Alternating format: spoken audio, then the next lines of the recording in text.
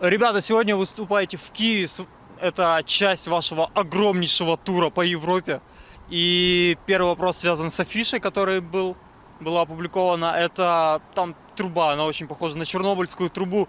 Связано ли это и ваше отношение к этой дате? Обязательно.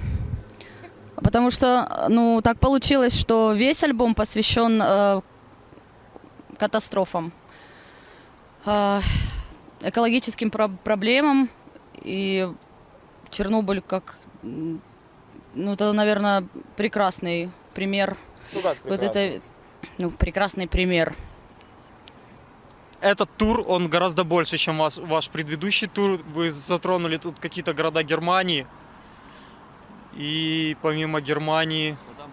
Да там куча всего, да. Бельгия, То есть, на самом деле от Донецка до Парижа. от Донецка до Парижа назад. То есть можно ли это как-то косвенным образом связать с последними событиями в Украине и возрастанием обсуждаемости Украины в Европе? Потянешься? Как бы тур был запланирован давно, это событие в Украине. Мы никак не пытались пропиариться этим как бы способом. Концерты запланированы давно. Но ситуация в Украине немного повлияла на нас. И как в финансовом плане, с курсом там проблемы, и все такое. С проездом тупо по территории Украины немножко напрягает. А так, в принципе, все нормально. О, класс. Если вы пытаетесь найти, ну, какие-то позитивные стороны вот, сложившейся ситуации в нашей стране, и что это каким-то образом позитивно сказалось на наш тур, то такого абсолютно нет. Это один негатив, потому что наша там валюта упала конкретно вниз. И если мы там планировали иметь какой-то запас там средств, которые мы можем заработать на концертах в Украине, то теперь эта сумма уменьшилась вдвое. Нам придется сейчас на заработанных гонорарах в Украине покупать евро, чтобы иметь там за что жить, как бы, да. И сумма условно стала вдвое меньше. То есть, например, один из примеров того, как негативно это влияет. А каких-то там позитивных движений лично я не заметил, да и никто из нас не было, их просто нет, да и все. Можно еще замочу. На самом деле сомневаюсь, что кто-то придет на наши концерты больше из-за того, что в Польше, например, подумает: о боже, это та же самая группа из Украины, у них же там жопа полная. Схожу-ка я на их концерт. Сомневаюсь. Еще... О, это настоящие украинцы. О, вы из Донбасса, может вы сепаратисты? И, ну, на самом деле, очень напряженная ситуация, и на дорогах стало сложнее. Блокпосты каждый раз, мы теряем время, нас тормозят, нас обыскивают. Ну, и в таком духе. Что вы делаете, чтобы хорошо играть? То есть не перед концертом, а постоянно, на протяжении? Постоянно нужны как бы репетиции, это понятное дело. И Там индивидуальные занятия. Индивидуальные занятия, ну и, конечно, репетируем много, как получается, потому что в разных городах живем. Насколько много, ну, возможно, это репетируем. Чем больше, тем лучше. Репетируйте, ребята, играйте свой материал чаще. Нормальные звуки, пожалуйста. Как бы стоит сказать, что вообще относитесь грамотно, нужно иметь грамотное отношение к занятиям, к инструменту, следить за инструментом, уделять каждый день занятиям. То есть это не обязательно, вот, там, многие там говорят, минимум я занимаюсь по 6 часов в день. Это на самом деле пиздеж. Никто не занимается по 6 часов в день. Точно на басе занимается. Ну, может быть, точно на басе. Я не знаю. Главное заниматься регулярно. Главное заниматься регулярно, каждый день, пускай там по полчаса хотя бы. Ну, час. Там. Вот я занимаюсь час в день, мне этого достаточно. В принципе, это каждый из нас. Еще такой вопрос. Он касается, наверное, жизни вне тура и жизни в туре. В принципе, в каждом городе вам готовы проставиться. И постоянно, ну, то есть вы, наверное, желанны в любой компании. То есть, ну, из тех, кто слушает прогрессивную музыку. То есть, и как можно при этом оставаться, ну, в тонусе? Потому что, ну, все-таки это месяц тура, или сколько в этот раз будет? Месяц тура. Да, нюха. Я сдулась уже, наверное, на каком? Сегодня уже да, на втором. Да, я старею. И, честно сказать, без отдыха, без положенного, тебе долго не протянуть. Вот результат налицо. Я просто не могу связать даже два слова, потому что я выключаюсь. Вот. А ребятам удается это как-то побороть. Ну, мужчины. Да, я с удовольствием добавлю. На самом деле, ответ на твой вопрос: нельзя оставаться в тонусе, не получится. Это невозможно. Но, как говорит Мантулин, всегда нужно верить, сынок. Ну, сам прикинь, вот наша программа. Сколько у нас? 7 концертов подряд, потом выходной. 7 концертов, ну вот у нас на весь тур 3 дей-оффа. И как можно оставаться в тонусе? Даже если ты не будешь напиваться и будешь ложиться спать в обычное время, у тебя 2 режима. Ты либо делаешь концерт, либо ты куда-то едешь. Вот, например, мы приехали сегодня из Николаева, сделали саундчек, сейчас дадим интервью, пойдем играть, сядем в автобус и поедем во Львов. Там сделаем саундчек. Может быть, если повезет, отдохнем, потом будем играть концерт, ну и потом уже будет day-off. Кстати, да, у нас во Львове первый day-off будет за последние 7 концертов. Да. Ну, а вообще, самое логичное... Сейчас, подожди, сейчас, мужик, ссылочку. Спасибо. Ты что, собрался говорить? Ладно. Ну ладно, мочи, Не, ну да, то есть хотелось сказать, что у нас во Львове будет первый day-off за 7 концертов. И наконец-то появится возможность там элементарно постирать какие-то шмотки и там заняться такой бытовухой, потому что до этого времени на это нет, буквально нет. Как сказал Дима, это дорога, саундчек, концерт, ну там час в клубе после концерта с фанатами, там автограф-сессии и все прочее. И так изо дня в день. В принципе, расписание не меняется. Это как ты сказал, а чем мы этим занимаемся? Звучит отвратительно. Зачем мы это делаем? Как вам удается оставаться в тонусе? Увязывается ли личная жизнь с такими турами? То есть согласны ли ваши вторые половинки вас ждать, когда вы вырываетесь где-то там? Ну давай, Таня. Я свободна от второй половинки, и это как нельзя вообще прекрасно. А походу я тут один, короче, наверное, занят, поэтому... Да. Ну все, короче, теперь мне ничего не светит на этом концерте. Шучу. На самом деле это проблема. Я должен сказать откровенно, что там моя девушка, находясь в Донецке, дико за меня переживает. Мы скучаем друг по другу. И слава богу, пока мы в Украине, я имею возможность там каждые несколько часов ей звонить и общаться с ней. Что я буду делать, когда я выйду за границу, я не знаю, потому что как бы, ну, действительно тяжело. Но с другой стороны, хорошо, когда вторая половина тебя понимает и осознаешь, что это делает там всей твоей жизни. Да, Рома. Ну и все такое. В общем, вы меня поняли.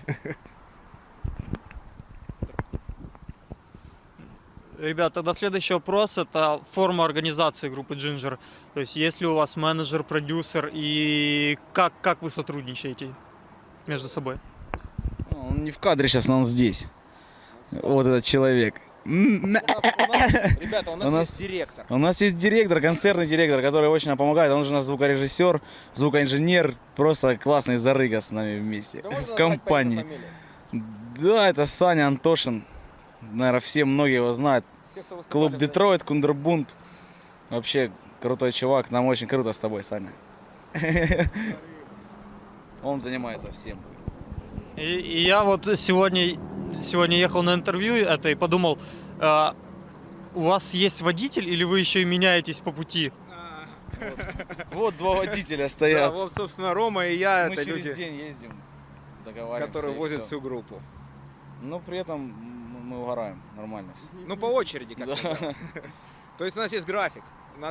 Он примерно так выглядит. Насколько я себе это представляю. Может, у Ромы, конечно, другое представление. В один Немного день другое. я везу группу на вписку с клуба, но на следующее утро Рома везет в следующий город. А потом наоборот, примерно вот так. Да. Вот так вот. Мы катаемся. То есть, получается, все спят перед следующим концертом, а вы еще катаете, да?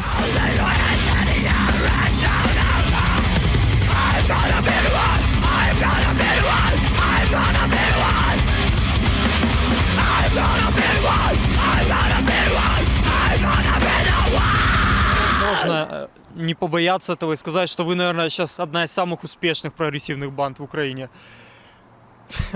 Помимо этого.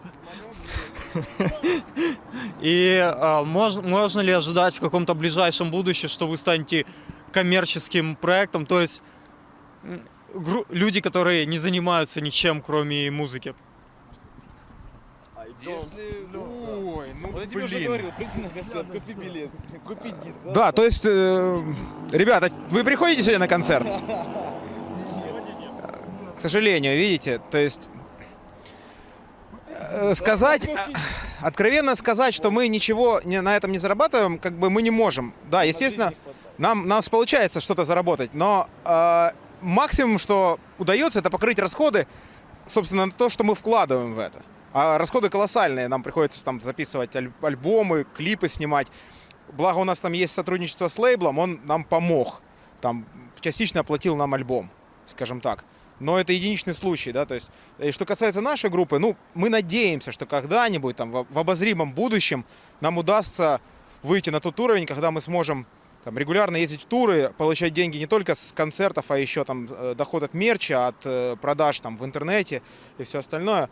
Мы стремимся к этому, и мы бы этого очень хотели. Но сказать, когда конкретно это произойдет, мы не можем. Во всяком случае, мы делаем все, что от нас зависит, чтобы на этот уровень выйти. Почему? Да, кстати. Блин, не пали нас. Но почему хотелось бы к этому прийти? Потому что мы осознаем, что если бы у нас не было других занятий, там какой-то там подработки, работ как таковых ни у кого нет. Мы все подрабатываем, потому что невозможно уехать на месяц, потом вернуться на свое бывшее рабочее место. Вот. Мы хотели бы уделять максимум времени музыке. Еще больше вырасти как музыканты, как композиторы. Естественно, и тогда и материал новый будет приходить чаще. То есть это такой, как снежный ком, он наваливается и становится все больше. Но для этого приходится прикладывать максимальное количество усилий. Примерно так. Ну, вы рассчитываете в этом ключе больше на украинскую публику или на европейскую, которая, в принципе, наверное, более склонна там в интернете покупать треки и закачивать их, не покупая диски? Да. Мы рассчитываем на всю публику в целом. Мы стараемся не разделять наших украинских фанатов за рубежом.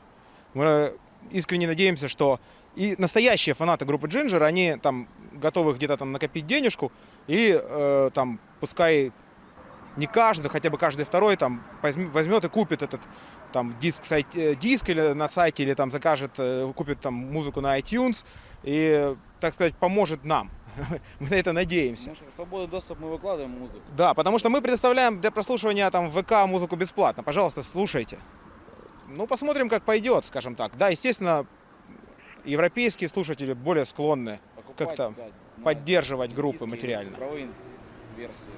Тут вопрос о культуре слушателя в целом. Она как бы сейчас разная, но будем поднимать совместными усилиями мы и остальные группы на Украине. Поднимать в целом сцену и культуру слушателя. То есть вы рассчитываете, что украинские фанаты, ну, как бы получается, на моральность или моральность в последующем, что они, получается, ну, они и мы, в частности, как слушатели, начнут покупать при свободе выбора не купить. То есть я не думаю, что технология шагнет так, чтобы можно было вот жестко ограничить в интернете. То есть Здесь есть такая проблема. А давайте мы уберем вообще термин «покупать». Это, в моем понимании, это не есть купить. Тем более, что и так можно достать бесплатно. Ну да, это не купить. Это как благодарность группе. Благодарность. Да, и помощь нам, чтобы мы записали следующий альбом. Как бы мы же тоже деньги как бы не с него берем, приходится зарабатывать. И как бы, ну, такое. Если бы пиво лилось, ты покупал его в бутылках? Нет, конечно.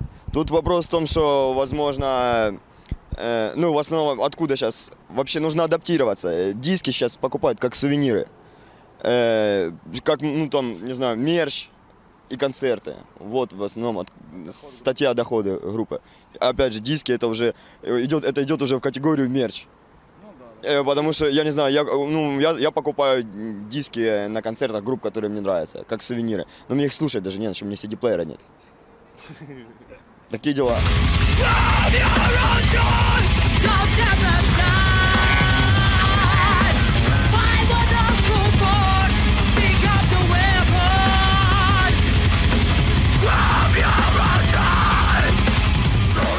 Что нас бы разбаловала какая-нибудь, знаешь, такая гламур там и все такое. Поэтому, да, Наркотики.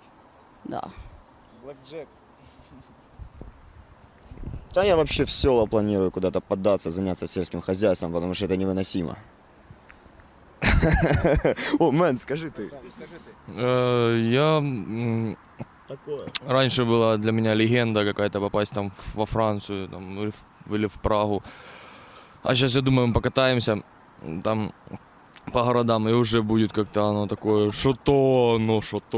Ты вот меня уже и гони, или принимай меня таким, какой я есть. Наверное, единственным плюсом от переезда куда-нибудь там банально, вот сейчас чисто географически можно взять западнее, то есть это Киев там, или какие-то еще города, мы живем на востоке Украины. Единственным плюсом от этого было то, что нам ближе ехать там, в ту же Польшу или там, в Венгрию, выезжать в Евросоюз, играть там концерты. Потому что нам приходится из Донецка, как бы там из Горловки, да, условно говоря, ехать всю Украину, это 1500 километров, чтобы попасть там в Польшу на концерт. Это немножко неудобно. Это единственный плюс. Все, другого никакого нет. Ну, да, чисто географически как бы удобнее было жить где-то здесь, даже в Киеве. Но, как Таня сказала уже, мы там настолько уже привыкли и присохли там у нас. А на уровень музыкальный никак это не повлияет, я думаю, переезд. На профессиональный уровень музыкальный не повлияет это никак, так что, я не знаю. Плюсы тут только такие, которых уже озвучил. Но вы говорите про европейский тур, а вы не думали, вам из Горловки ближе, там, я не знаю, большой тур по Краснодарскому краю сделать, там что-нибудь? Или что-нибудь такое? На самом деле я только оттуда вернулся. Там живет почти вся моя семья в Краснодарском крае. Если вы намекаете о туре по России, да, нам бы хотелось бы, но тут мы столкнулись просто с такой ситуацией, скажем откровенно, когда вообще в целом эта проблема не только в России, эта проблема присутствует и в Украине. Мы очень сильно вообще как люди очень любим понты. И в России организаторы, промоутеры концертов, они готовы заплатить деньги за понты, а не за музыку. То есть им гораздо легче заплатить за очень говёную группу, скажем, там из Европы или там из Америки, только потому, что у них есть тег. И все, тег там США, тег Франция. А заплатить за качественную команду из СНГ, ну извините, они же как бы свои, чем мы будем за совок типа платить, да? Хотя уровень этой группы может быть гораздо выше. Поэтому мы пошли другим путем. Уже лучше покатаемся по Европе, а потом, ты гляди, пригласят и туда. Последнее ваше видео, его нельзя встраивать. То есть, в принципе, это такой чисто технический вопрос, но он интересный. На каком этапе своего развития группа может себе позволить уже не встраивать видео и знать, что фанаты его посмотрят, и не только фанаты, много кто? На любом этапе. Ну, давай, Дима. Ну, что тут скажешь? Мне вообще, то есть, смотри, на любом этапе, если человеку, ну, смотри, чтобы снять клип, видео, это чертовски большая работа проделана. И если человеку лень лишний раз кликнуть мышкой, чтобы посмотреть на мою работу, да пошел он в жопу. Но раньше вы этого не делали. Не делали по одной причине. Было... Раньше мы это не делали, потому что просмотры из ВК учитывались, и все. И потом просто, так произошло, что наш там дебютный клип Exposed to the Liar набрал такое количество просмотров, когда нам, в принципе, не то, что не важно, нам важно, чтобы нас смотрели там из ВК, но просмотры из ВК уже не важны, потому что его смотрят во всем мире, там 400 тысяч просмотров, он достаточно высоко стоит в рейтинге. Там не нужно запрещать, нужно запрещать в новых видео, потому что, как ни крути, а эти самые циферки, под видео, они очень важны. На организаторов влияют, на всех. Да, нам они нужны, к сожалению. Даже в ту же самую Россию поехать нужны цифры. Нужны цифры на ютубе, нужны люди в группе. Вот такое вот. Вот так вот. По вашим словам, я так понимаю, что с туром по России поехать труднее, чем с туром по Европе. Я правильно понимаю? Да, сейчас да. Ну, мы в Европе популярны, больше очень просто, мы в Европе популярнее, чем в России, в России никто не знает. Ну, а почему мы поем на-английский в Россию? Мы никаких усилий не прикладывали для того, чтобы стать популярными в России. Мы ничего для этого. Мы играли раз в Белгороде. Два. Да, 2 раза в Белгороде. Ну и то Белгород, ну это такое, оно там же рядышком совсем. Мы даже в Москве не были, хотя звали. Пока условия, на которых нас приглашают, нас не устраивают.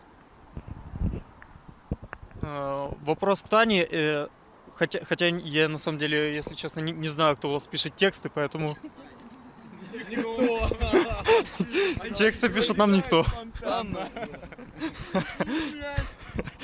Вопрос. Изначально планировалось писать тексты на английском, чтобы ориентироваться на мировую аудиторию, или это так просто получилось? Ну, если кто знает, первый наш вокалист был мужчина, и у него были грандиознейшие планы. Был вокалистом мужчиной, теперь он просто мужчина. Вот. Да. Так вот. Блин, Макс, извини. Так вот, и у него был в планах увезти группу в Штаты, так я понимаю. Да. И он начал к этому стремиться, писать английские текста, ну а потом он улетел туда сам. Вот. Ну посидите, пока тут подучите английский сами, а я вас туда заберу потом. Загранки, догоняйте. Ну, скоро приедем туда. Ну вот, а я просто продолжаю традицию, так сказать. Хотя И в новом альбоме есть текст на русском. Ну скажи, да. да, в новом альбоме есть текст на русском. Это, кстати, для меня ново, потому что на русском я не очень, так скажем. А можно немножко рассказать про эту песню «Желаю, значит, получу»? В принципе, мне, на самом деле, наверное, все песни понравились из вашего альбома, но такая, чтобы мурашка по коже, это только на этой песне. Да, действительно. Так. Хоть одна песня, хотя бы одна. Да, хотя бы одна. Зашла. История. Он был еще написан очень-очень давно, я не знаю, наверное, лет... Ну, текст был написан, да? Да, текст. Лет, наверное, 7 назад, а то и больше. И изначально он планировался для моей первой команды, вот, но он так и не был взят туда. И поэтому я его отложила до лучших времен. И я тогда думала, что он обязательно должен быть таким жестким и хардкорным. И, наконец, он дождался этого часа, когда его можно было бы подать. Да, Да. я скажу. Но мы насчет музыки. Мы с Димоном, нам Таня поставила задачу написать хардкорный трек. Сказала, хочу хардкорный трек. Ну, мы такие думаем, надо обычный кочевый хардкорный трек. Собрались, морфиногидрохлорид, 5% раствор.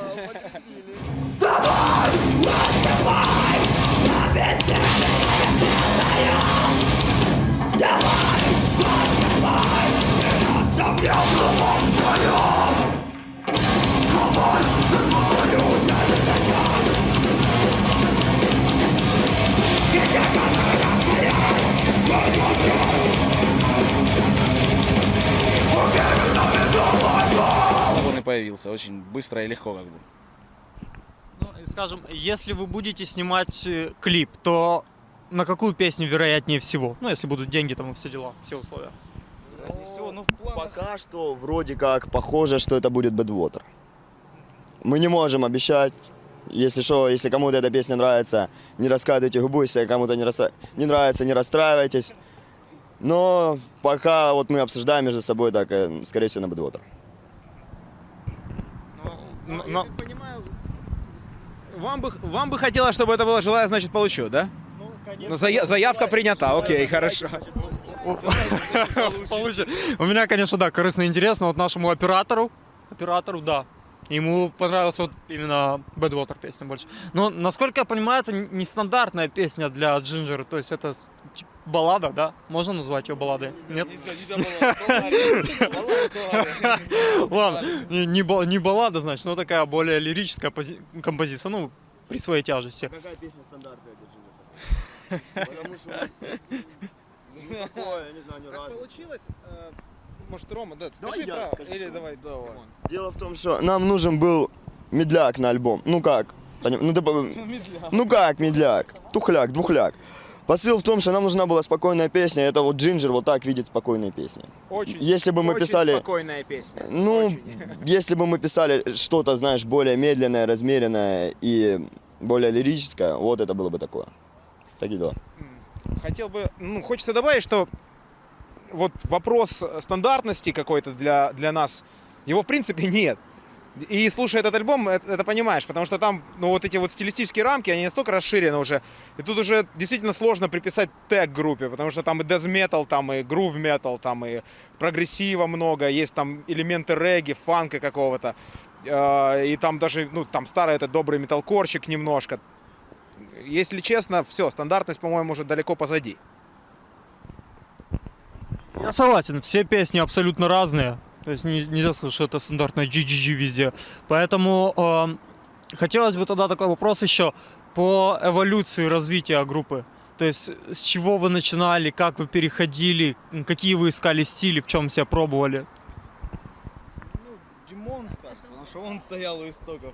Ну да. Изначально от Jinjer остался только я, ну, из первого состава. И все в основном зависит от химии, какие люди собрались вместе. Химия людей. Ну, не химия, не гидрохлорида. Не, от него тоже зависит, важно, конечно, дело. От того, какие музыкальные вкусы, то есть в основном... Бэкграунд, да, вот увлекся, знаешь, Дефтонс, появился такой риф. Потом новый альбом вышел у Перифери, заехал по Перифери, смотришь, опа, уже там наигрываешь какие-то там сложные вещи. Ну, это я как гитарист сужу. Ну, а в основном творчество группы зависит, ну, от многих факторов. У кого-то там, кто-то, например, Женя прокачал басовый тэппинг технику, ему хочется вставить, опа, такие штуки появляются. Постоянно появляются. Ну, вот как-то так, в общем. Ну, а если говорить о развитии, мы никогда себе не ставили так, вот мы сейчас будем играть металкор, потом, вот сейчас мы дискор модно, мы будем играть дискор. И, возможно, в этом даже нам плюс, мы как-то прокатываем все время по своим каким-то там, ну, знаешь, на своих тягах каких-то. И, ну, металл, в общем, нас спрашивают, что вы играете, какой у вас стиль? Металл. Чтобы не морочиться, знаешь, потому что как этих всех пост-прогрессив, мелодик, бла-бла-бла, отвратительно. Как-то так. То есть получается вы за широкую стилистику, получается, при игре банды. Хорошо бы рамок вообще не ставить. Да. Да, это хорошо бы не ставить рамки просто. Чем они шире, тем это интереснее будет слушателю. И нам интересно поиграть разную музычку. Ну, как бы, не только джи-джи-джи-джи-джи-джи. У нас есть Вот пару такое. моментов на альбоме, которые просто там возникли, по-моему, на репетиции, да, там концовка Who's Gonna Be the One, она там, как бы вот эта вот идея сыграть такой рага кусочек, он родился буквально спонтанно, можно сказать. Ну, да. Такое присутствует. То есть и такие моменты, их достаточно много там. Такой вопросик. Вам часто приходится слышать, что вас сравнивают с группой I Wrestle Bear Once? Или... Bear, да. А кто это? И видели ли вы видос там, где они смотрят ваш клип? Конечно. Приходилось. Сравнивали, смотрели. Приходилось сравнивать с ребятами. Это название нашей следующей песни. Приходилось, сравнивали, смотрели. Ну да, и чё? Да. Смотрели. Смотрели видео неожиданно и очень даже приятно. Я думаю, что ну, они на самом деле так лояльненько относились к этому всему. Ну, потому что, как бы, наверное, не хотелось им говном поливать кого-то. Да. Но раз они сказали, что хотели бы вместе дать концерт, то дословно не ну, мы сказали, можем почему мы не подумать играем с еще. ними, почему мы не играем там с ними. А мы такие сидим, а почему мы не играем с почему мы не ними? играем с вами, да? Саша, почему? Вот так. Ну, наверное, последний вопрос, потому что мы сидим в теньке, сейчас все замерзнем и умрем. Мне это не критично, вам ехать в тур. Значит, нужно ли группе иметь планку, то есть не выступать, допустим, с концертами ниже такого-то клуба по уровню организации, по звуку и по всем делам? Ну, конечно, группе надо иметь планку, как минимум, чтобы прозвучать, чтобы люди, ну, как нормальный звук, адекватный услышали, чтобы ты донес то, что ты хотел донести. А если все пердит, гремит, скрипит, то что там, и группа смотрится как говно на сцене, потому что она дрыгается непонятно зачем вообще там. Ну, вот надо иметь планку по-любому, в любом случае. Тогда вопрос, как устанавливать эту планку, потому что многие банды молодые попадают в ловушку, что они выставили себе планку, но, допустим, я не знаю, не меньше бинго выступать, но у них там 3 трека записанных дома у кого-то, и то есть как тут угадать? Нет, короче, чуваки, надо покататься по говну, нельзя. Надо покататься по говну по-любому. Поесть землю. Да, чуваки, не получится. Так, надо, ну, как бы, надо прохавать все снизу. У нас постепенно все происходило, постепенно все шло. Покатались мы по горю, конечно. Да, я, в принципе, хотел сказать то, что, собственно, только что... О, прошу прощения. Сори. Я хотел сказать, в принципе, то же самое, что сказал сейчас Рома. Действительно, то есть нужно трезво оценивать, где ты сейчас находишься, и, конечно же, понимать, чего ты хочешь добиться, к чему ты идешь.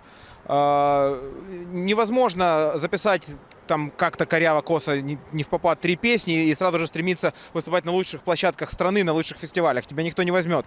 Собирай, как говорится, манатки, езжай по всем городам, играй в самых зарыжных клубах, там на местном аппарате, с местным звукорежиссером, которому посрать, как ты звучишь.